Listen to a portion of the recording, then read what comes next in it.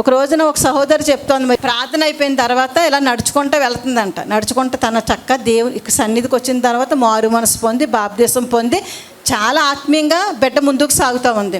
అయితే ఒక రోజున మందిరం విడిచిన తర్వాత ఆ బిడ్డ నడుచుకుంటూ వెళ్తుందంట. నడుచుకుంటూ వెళ్తూ ఉంటే ఇద్దరు వ్యక్తులు అక్కడ రౌండ్ చూసారా, అక్కడ ఆపారంటండి. ఆపిన వాళ్ళు ఏమన్నారంటే, అమ్మ నువ్వు ఎక్కడికి వెళ్ళి వస్తున్నావు అన్నారంటండి.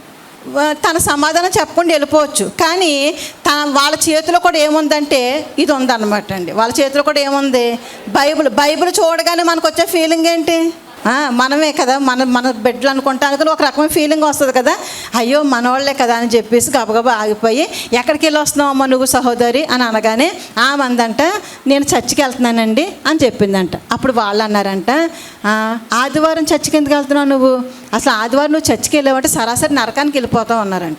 అలాగే మీరు బాప్తిసం తీసుకున్నారా అని అంటే, నేను నీటి మూలంగా బాప్తిసం తీసుకోండి. మీరు తీసుకుంది బాప్తిసమే కాదు, మీకు వచ్చింది మారు మనసే కాదు. మీరు ఎలా ఉంటే కనుక మీరు ఎక్కడికి వెళ్ళిపోతారు అంటే దుర్బోధలు ఎక్కువ అవుతున్నాయి కదేంటండి ప్రియ దేవుని బిడ్డలారా.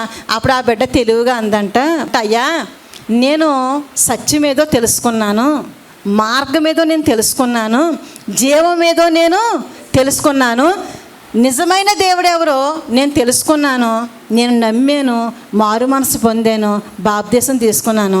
మీరు చెప్పాల్సిన వార్త ఉందో చూసారా, సువార్త ఉంది కూడా, ఆ సువార్త నాకు కాదు చెప్పాల్సింది.